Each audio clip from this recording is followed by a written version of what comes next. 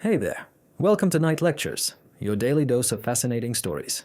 He was born not among men and not among gods. His homeland was the time before Olympus, the age of the Titans. His brothers held the sky upon their shoulders, fought with thunder, and vanished into the depths of punishment. But he himself chose another path, Prometheus. This story is not merely a myth. It is a tale of sacrifice, of free will, of the courage to defy those who are stronger, of how one immortal brought light to humankind and took upon himself eternal darkness. In this video, we will tell why Prometheus did not fight against the gods, yet still became their enemy, what exactly he did for humankind, and why Zeus punished him so cruelly, how he deceived the gods, how he was chained to a rock, and how one day Heracles appeared, and above all, how it all ended, and why, thousands of years later, the name of Prometheus became a symbol of rebellion, knowledge, and faith in mankind. Share your ideas for future videos in the comments and hit the subscribe button. New bedtime stories come out here daily. Before Zeus, Hera, and Athena appeared, before Olympus became the home of the gods, the world was ruled by other forces, ancient, powerful, primordial. Among them were the Titans, the children of Gaia, goddess of the earth, and Uranus, god of the sky. Among them was Iapetus, one of the darkest and most silent, the embodiment of mortality and limits. He became the father of Prometheus. The mother of Prometheus was the Oceanid Clymene, daughter of the great Oceanus. Unlike the thunderous Titans, she carried within her a peaceful, fluid nature, the power of water, of patience, of depth. From their union were born 4 sons, Menoetius, Atlas, Epimetheus, and Prometheus, and each of them embodied a distinct quality. Menoetius was destructive, hot-tempered, and unrestrained. Atlas was the strongest of the brothers, stern, enduring, and straightforward. Epimetheus was naive and kind, living for the moment, prone to impulsive actions, but Prometheus was unlike them. He had neither the physical power of Atlas, nor the thirst for battle of Menoetius, nor the emotional spontaneity of Epimetheus. He was thoughtful, observant. From an early age, he began to ask questions others did not even notice. They said he was a silent child who would sit alone for long hours at the foot of cliffs, gazing at the stars. He tried to understand why day follows night, why the seas rise and retreat, why some titans quarrel while others make alliances. He cared little for battles, feasts, or boasting. What mattered to him were causes and meaning. From early on, a gift revealed itself in him. Not magic, not prophecy, but the ability to see chains of events, to draw conclusions, to foresee actions. He was called Prometheus, the foreseeing one, and this name became not a mere epithet but the essence of his nature. He did not live in solitude, but he kept apart. Among Titans ruled strength and pride, yet Prometheus increasingly noticed that behind these masks hid fear, ignorance, and short-sightedness. He did not despise his kin, but found it harder and harder to speak the same language with them, even with his brothers. Menoetius showed contempt for the weak. Atlas could not understand why one should think of the future, and Epimetheus avoided difficult questions altogether. There is an ancient tale that once Prometheus gathered clay, moistened it from the spring of Oceanus, and tried to mold a figure. He watched as water soaked into the earth, as the soft mass took shape. It was not creation in the divine sense, not the making of life, but an act of observation, an attempt to understand how order is born from matter. Then for the first time, he thought that reason was not merely a gift of the gods, but a power capable of creating. That thought became the beginning of everything for him. Prometheus grew up in an age of expectation. The world was no longer chaotic, as in the first days of creation, but order had not yet come. The gods of Olympus were only beginning to appear, while the Titans were realizing that their rule was not eternal. Many of them grew restless, suspicious, filled with ominous forebodings. They met in secret councils, spoke of betrayal, and whispered of war. But Prometheus joined no side. He knew the truth was still hidden. One must wait. He studied the sky, listened to the winds, compared the movements of the stars. Perhaps he was the first to understand that time was not a circle, as the elder Titans believed, but a river in which events unfold one after another, moving towards something, having an end. And if time has direction, it must also have meaning. This feeling, this knowledge, this foresight, All of it made Prometheus a stranger in his own world. He was a Titan by birth, but not in spirit. He was not drawn to power. He was not interested in dominion. He did not crave a throne. He sought understanding. And for that reason, when the great war between gods and Titans began, Prometheus made a choice that would change his fate forever. When Prometheus reached maturity, the world into which he was born began to crack. The Titans, once rulers of the universe, felt their power waning. A new generation of gods, the children of Cronus and Rhea, made their voices ever louder. These gods did not merely want a seat at the table. They wanted to remake the world itself. Zeus, the son of the Titan Cronus, did not merely dream of power. He had grown up in hiding, far from his father's eyes, the father who devoured his children, fearing a prophecy. And when Zeus came of age, he did not wait for permission. He raised a rebellion. Thus began the Titanomachy, 10 years of battles that shook heaven and earth with rage. The gods of Olympus fought the Titans for dominion over the universe. Most Titans, including Atlas and Menoetius, sided with Cronus. To them, this was a battle for tradition, for the order in which they had been the pinnacle of creation. But Prometheus did not follow them. The decision was not easy. He did not reject his kin, nor despise them, but he saw that the world was changing, and those who try to stop change are doomed. Prometheus understood that the struggle was not merely for power, but for the shape of the future. The Olympians were not kinder or gentler, but they carried within them the force of renewal, of creative destruction. And most importantly, they could think, build, and dream. The Titans clung to the old ways, refusing to listen or to understand. It is said that Zeus himself came to Prometheus. He knew of his gift of foresight and his neutrality. According to legend, their conversation lasted 3 days and 3 nights. Zeus did not beg or threaten. He simply shared his vision of the future. A new order, dominion over time and the elements, a cosmos where chaos would yield to reason. Prometheus listened and did not answer immediately. Only on the 3rd day did he rise, look to the sky, and say, "If you fall, I fall. But if you stand, I want to know that I bet on meaning, not on fear." He took the side of Olympus. In battle, he carried no weapon. His strength lay in strategy.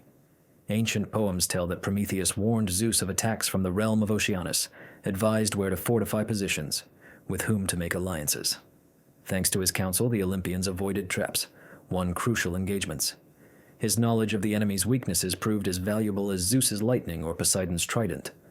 Thus he became forever estranged from his family. Atlas, Menoetius, and the others called him traitor. One myth says Atlas, in fury, renounced his brother and swore never again to speak his name. Prometheus alone did not condemn him. He stayed apart and took no part in the war. When Olympus triumphed, the old world collapsed. The Titans were defeated and cast into Tartarus. Zeus established his rule, and among those who stood beside him on the first day of the new world was Prometheus. Not as a god, not as a warrior, but as one who had foreseen the outcome. Yet even then he understood. Alliance with Zeus did not mean submission. Olympus might defeat the Titans, but it could not change its nature. Prometheus sensed that the real conflict was yet to come, not with Titans, not even with gods, but with the very nature of power itself. He had made his choice, and it was the right one.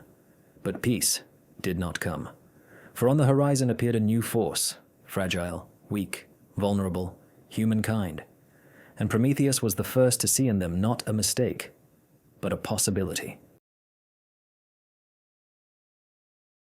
After the victory over the Titans, the universe seemed to draw breath. The cosmos no longer thundered with blows, the sea no longer boiled with rage, the sky no longer split with screams. The Olympian gods took their thrones. Zeus established a new order, divided the elements, and subdued storm, thunder, and law. But within this young and unsteady system appeared a new power unlike any before. Quiet, frail, and vulnerable. Humanity. Myths differ in detail, but in one version it was Prometheus who molded humans from clay and breathed life into them. In another, mankind arose on its own, and Prometheus was simply the first to notice. Either way, all tales agree on one thing. In the beginning, humans were utterly helpless. They had no fur to survive winter, no fangs to hunt, no wings to ascend Olympus or fins to hide in the sea.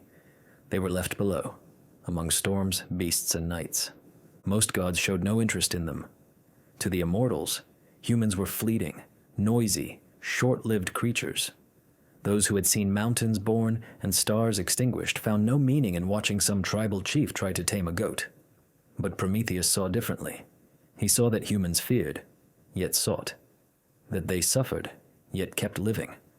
That they had nothing, yet reached for understanding. Gradually he noticed that in these creatures, fragile as they were, there burned a special kind of fire. Not physical, but inner. Humans did not merely adapt. They tried to comprehend. They sought patterns in nature, built primitive shelters, distinguished herbs and stars, even though no one had taught them.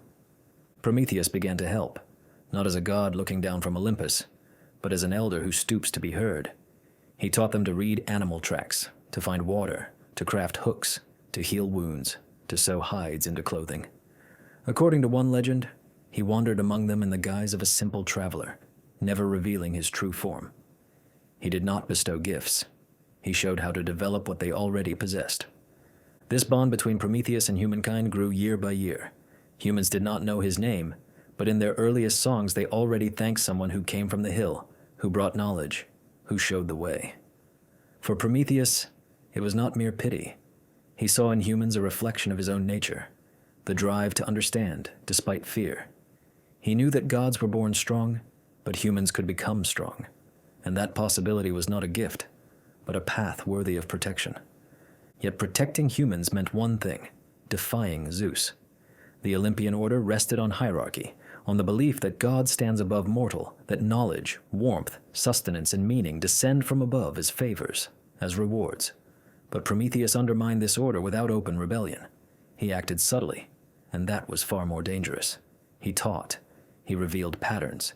He lifted human eyes to the sky, not for prayer, but for understanding. Zeus watched. He felt Prometheus drifting away from the circle of the gods, drawing to himself attention, sympathy, trust. He knew this was only the beginning, but for a time, he did nothing. Perhaps out of respect for an old ally, perhaps because he had not yet seen the threat. Prometheus, however, knew that the time for reflection was over. His inner choice was made. And now, he had to move from secret guardianship to open action. He understood that this step would not go unnoticed, that it would be a challenge, clear, unambiguous, and irreversible. Thus began the story that would change everything, the story of deceit, audacity, and the first fracture in the new universe. After the war between the Titans and the Olympians ended, the world began, little by little, to settle. The new divine rule was finding its footing. The boundaries of the elements were allotted, and Zeus, the Thunderer, steadily consolidated his power. Humans, brought into being at the very dawn of this new era, occupied a modest place in that order. They had not been endowed with strength. They wielded no magic. They could not summon the winds or raise the rivers. Their lives flowed between forest and stone, between damp earth and moonless nights. The gods paid them little heed. They were thought too weak to be of interest or threat. Zeus was occupied with the sky, Poseidon with the sea, Hades with the underworld. The rest of the Olympians were either absorbed in their own affairs or unwilling to spend their power on those who could not offer worthy praise in return. Only Prometheus continued to watch over humans, closely, patiently, with growing concern. He saw that despite fear, despite cold and danger, people strove to understand the world around them. They did not merely survive, they tried to learn. They noticed the change of seasons, listened to sounds in the night, memorized the positions of the stars. This inner pull toward knowledge, grounded neither in might nor in immortality, stirred in Prometheus not pity, but respect. He felt there was something more in them than mere mortality. He saw in humankind the beginnings of a capacity for freedom, and he understood just how fragile that tender shoot remained. Then he conceived a plan to intervene. Not openly, not provocatively, but precisely. He would enact a rite that at first glance would look like a simple formality, yet in truth could alter the very basis of relations between humans and gods. Prometheus proposed to Zeus that they establish the rule of sacrifice, which portion of an offering the gods would henceforth take, and which would remain with the people. It was to take place in Mycenae, a town by the shore, where the first tribes gathered to present a gift to their heavenly sovereign. Prometheus took the carcass of a bull, an animal revered as a symbol of strength and plenty, and carefully divided it into 2 portions. In one he gathered all the meat, nourishing, useful, saturated with life. Over it he laid the entrails, dull, tangled, off-putting. The portion was genuine in substance, but outwardly it looked coarse and unseemly. Into the second portion he placed only the bones, already lifeless, of no use, and he lavishly covered them with pure white fat, gleaming in the sun and scented with richness and solemnity. Visually, this portion looked splendid, smooth, shining, majestic. When the moment of choice arrived, Prometheus invited Zeus to look upon the 2 portions and decide which of them, from that day forward, would be dedicated to the gods. It was a test, but not a vulgar trap. It was more than that, a probe of whether Zeus would see deeper, distinguish essence from outward form, choose substance over appearance. Here the myths diverge. In simple retellings, it is said that Zeus was deceived, that he trusted the illusion and chose the bones, thinking meat lay hidden beneath the fat. But older and subtler versions say the opposite. Zeus knew. He understood what Prometheus was offering. He sensed that this was not merely a choice of dish. It was a challenge to the very principle of his authority. Had Zeus rejected the outwardly beautiful portion, he would, by that act, have acknowledged that he could choose by reason rather than by habit. He would have admitted that even among mortals there might be judgment, mind, cunning. He would have conceded that humans had a claim to a share. Yet such a gesture would have been more than a concession. It would have meant that, between human and God, there might arise equality, at least in judgment. That was unacceptable, and Zeus made his choice. He pointed to the glittering, glossy portion, bones hidden beneath fat. He chose the splendor of appearances, and thus he set the rule.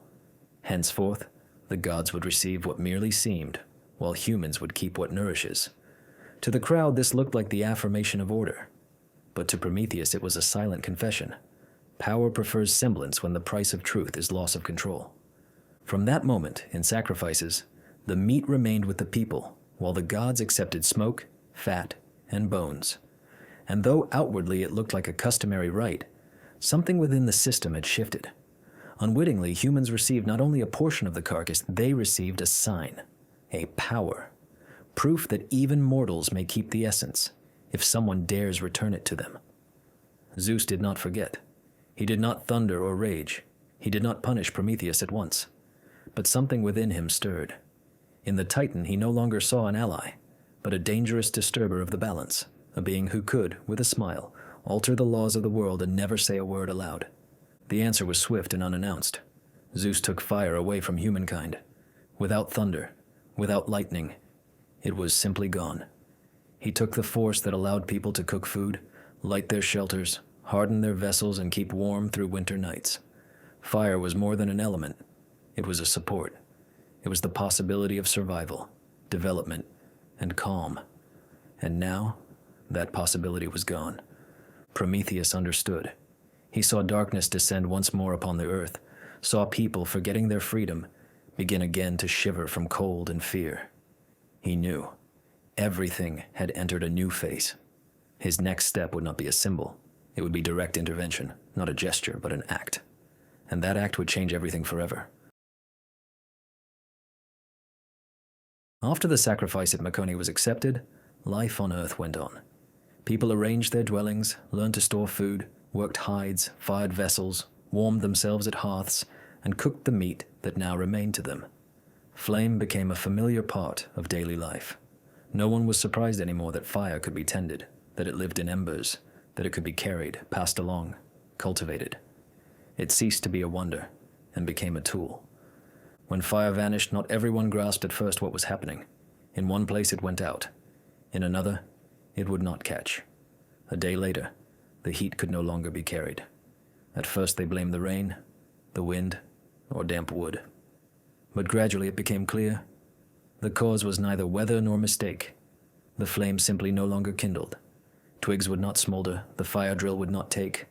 A stone struck a spark, yet the air remained cold. People tried again and again, unable to fathom where the power had gone that they had already begun to think of as their own.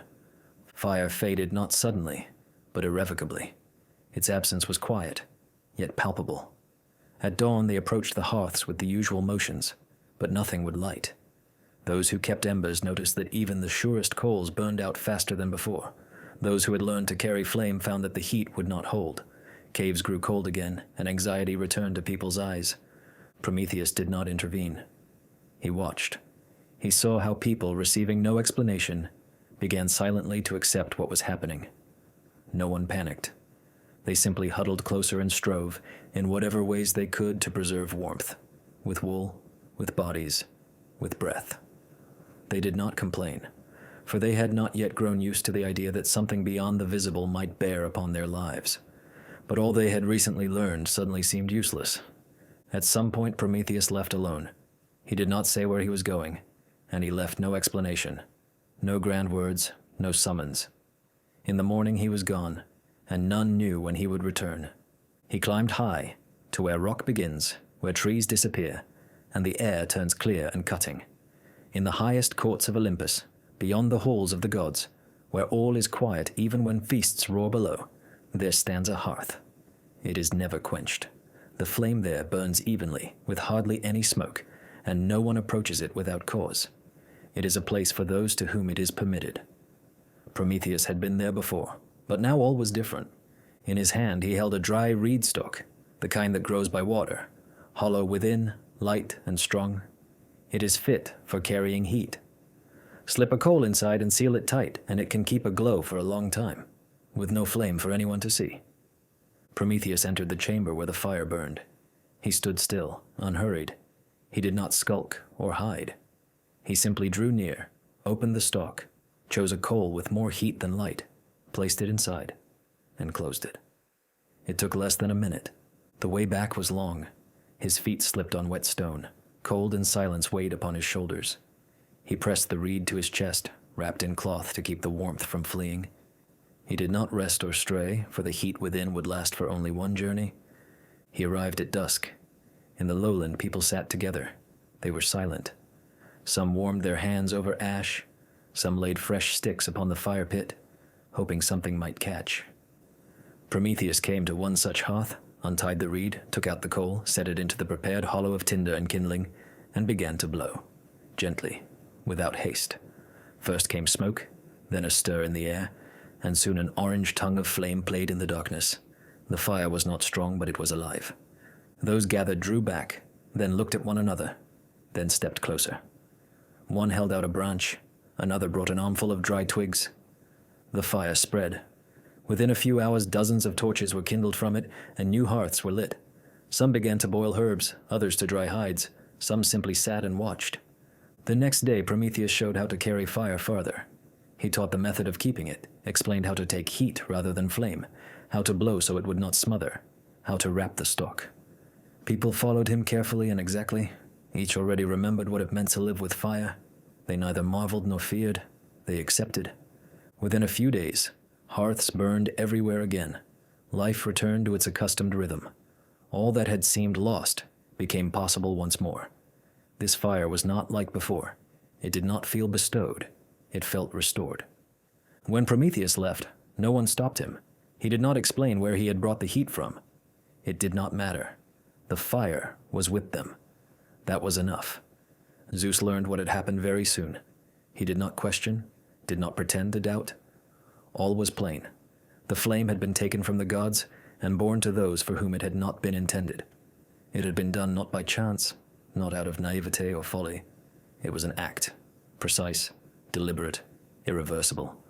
And now, there would be a reckoning.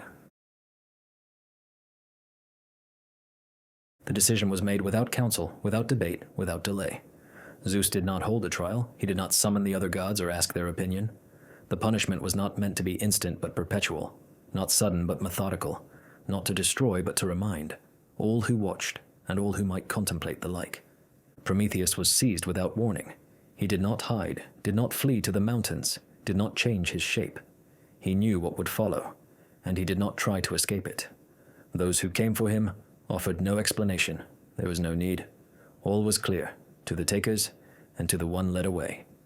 On the eastern edge of the earth, beyond the Black Sea, where cliffs drop into the air and snow clings to stone all year round, rose one of the peaks of the Caucasus. The place was chosen for a reason. It is hard to reach, with no villages, no pastures, no roads. No one would see, no one would hear. There would be no chance witnesses, only wind, mountain shadows, and sky.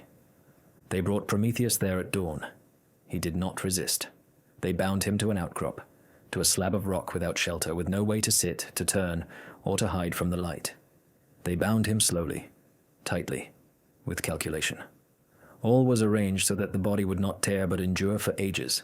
Wrists, ankles, chest, all were fixed, iron bit into flesh. The stone was cold and unyielding. No one spoke a word. When all was ready, an eagle appeared. It did not fly out of a forest or return from a hunt. It came as part of the sentence. It was neither fed nor trained. It knew what to do. Each morning it flew to the rock and pecked at Prometheus's liver. The pecking was slow, not to kill but to prolong. At evening it flew away. By night the wound would heal. At morning it began again. So it went on for a long time. How long? No one counted. There were no calendars, no witnesses. Days passed. The sun moved across the sky. The wind shifted. Prometheus lay bound to the rock, eyes unclosed. He did not cry out, did not call for help, did not curse. He simply endured, day after day, wound after wound. Sometimes shadows of birds crossed the sky. Sometimes, far off, stones tumbled. But no one drew near. No one came, not humans, not titans, not gods. This was a place no one entered without cause. At times Prometheus looked to the horizon. At times he closed his eyes when the sun grew too bright. Now and then he remembered how he had once held a reed with a coal inside, how smoke drifted on the wind, how children gathered at the first hearth. These memories were simple and clear, without complaint, without hope. Zeus no longer spoke of him. No one uttered his name aloud. All remained as it was. Until, one day, everything changed. Time on the peak flowed without measure. It was not divided into days, nor broken into weeks or seasons. Only light and darkness changed, wind and stillness. In the morning the eagle rose. At noon the cold withdrew. By evening the sun slid behind the rock, and each new cycle was the same as the one before. Prometheus lay motionless, chained to the stone, and did not resist the passing of time. He did not seek meaning in it, for all that had to happen had already come to pass. The fire had been given. Humanity lived, and that meant the goal was fulfilled. Time itself did not vanish or diminish. It merely ceased to have power. Sometimes he had visitors, not often, and never by his call. Some came merely to see what punishment looked like. Others, to test themselves in a brief silence. At times came those who tried to persuade him. They spoke of humility, of order, of eternal hierarchy. They stood below, gazing upward, waiting for him to repent, or at least to yield a little. But he never argued. He listened when words were spoken, and kept silent when they only came to look. There was nothing for him to refute. Everything had already been done. Among those who approached the rock was Io, a woman once loved by Zeus, but cursed by Hera to wander. She roamed in the form of a cow, pursued by blind madness, until one day she reached that place. He looked at her and understood where she had been and where she was going. Without request or unnecessary questions, he told her what he knew. He named her path, described the shore where her suffering would end, and foretold the fate of her descendants. He spoke calmly, without wish to impress, simply because it was within him, the knowledge of how time unfolds. Rumors of his prophecies reached Olympus. Some said Prometheus knew what even Zeus did not, that in the future a threat might rise, one tied not to strength, but to birth. They whispered that the Titan knew the name of the woman from whom one day would be born a son capable of overthrowing the Thunderer, and that if this knowledge remained unspoken, it might lead to what Zeus feared most, the fall of his power. Then the Lord of Olympus himself went to the rock. He did not shout, did not threaten, did not display might. He stood below and spoke quietly. He spoke long, steadily, without outbursts. He sought an answer. He wanted the name, the time, the circumstance. He wanted certainty that the foretold future could be avoided, and only Prometheus could give him that. The answer was short and final. There was no pride or malice in it. He simply said he would not tell, and added nothing more. Zeus did not repeat the question. He left as calmly as he had come. After that, no one approached the rock again. Even the eagle flew now, not as punishment, but as part of a routine no one intended to break. Everything became final. Silence itself became part of the sentence. Far away, in another rhythm, within another logic, the years passed. People were born, grew up, learned, and died. Their lives were short, but in them appeared something new: continuity. They began leaving knowledge to their children, teaching them to kindle fire, to build shelters, to shape metal. They no longer knew the name of the one who had brought them fire, but they lived in a world where it had always existed. And among them grew one who was destined to stand one day at the foot of the mountain, to look upward, and to do what no one before him had dared. But before that happened, much time still passed, and only then came the day when everything changed. One day a man came to the rock. He moved lightly yet firmly, as if he knew where he was going and why. A bough hung behind his back, and across his shoulders lay a lion's skin. It was Heracles, the son of Zeus, a hero who had walked a long road. He was fulfilling another of his labors, seeking the golden apples hidden beyond the known world. His path led through the mountains, and one of the trails brought him to the high Caucasian cliff. When Heracles reached the foot of the mountain, the air was dry and sharp. The stones underfoot shifted slowly, each step echoing with the weariness of a long journey. He saw the figure from afar. At first, a dark point against the rock. Then, the outline of a living body frozen in stillness. Coming closer, he understood at once who it was. Legends of this place were told among both mortals and demigods. Everyone knew that on the rock lay Prometheus. His name was linked to fire, to help, to defiance, but most often, to suffering. Heracles approached, stopped, and looked at the Titan's face. It was calm, without plea, without challenge. Only the eyes remained alive, clear and attentive. He saw in them no weakness, but dignity. No vengeance, no bitterness, only endurance. In that moment, Heracles felt no pity. What mattered to him was something else: to understand why fate had brought them together here. He knew this Titan had defied the gods because he believed he was right. He had given fire to humankind, warmth, skill, knowledge. He had done what no other could do, and he had chosen not to explain, not to justify, but to accept the consequence. Heracles felt respect for such a choice. He did not fear the gods, but he understood limits. He never broke order without cause. Yet when he saw an act worthy of reverence, he did not pass by. He took the bow from his shoulder. The eagle was already circling above. Heracles waited until it began to descend, then released the arrow.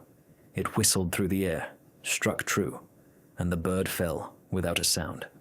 Then he stepped to the chains. The iron had bitten deep into the stone, had become part of it, but Heracles sensed he could change that. He grasped one of the links and pulled.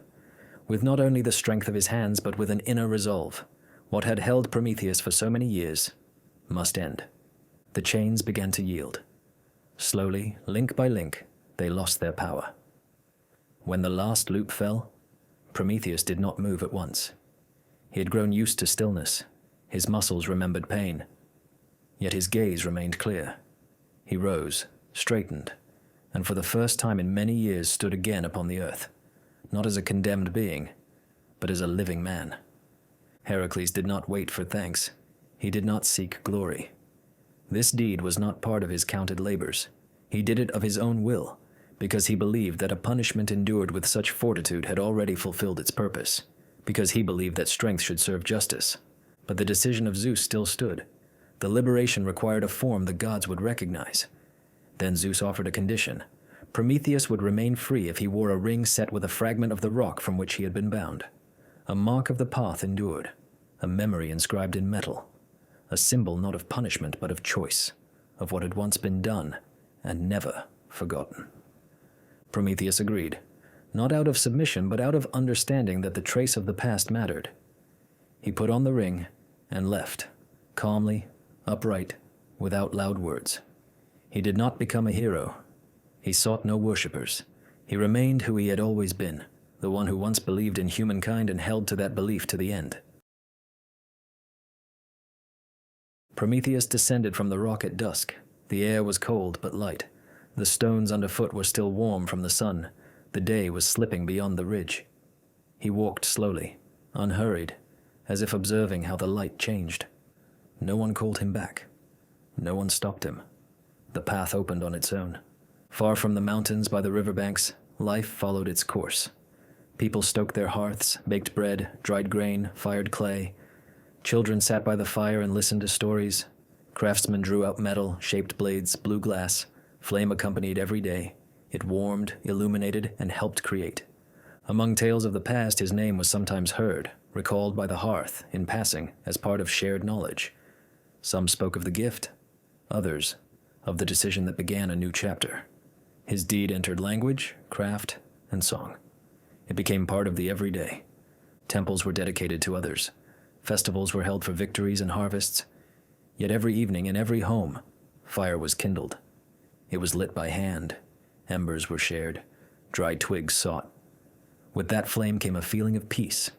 It gathered people together, created silence. In it was reflected a choice once made long ago. Prometheus took no further part in great events. His path had ended where it had begun, in the decision to act by his own will. People seldom spoke his name, and without ceremony, yet the memory endured. It lived not in inscriptions or statues, but in deeds, whenever someone taught a craft, shared knowledge, or helped another begin anew. From that time on, fire accompanied humankind, in work, in travel, in home. It lit the evening, warmed the morning, sustained life. It was tended as something vital, familiar, necessary. The story of Prometheus remained within these habits, without titles, without holidays, without heroics, simply like the fire that is passed on and never goes out.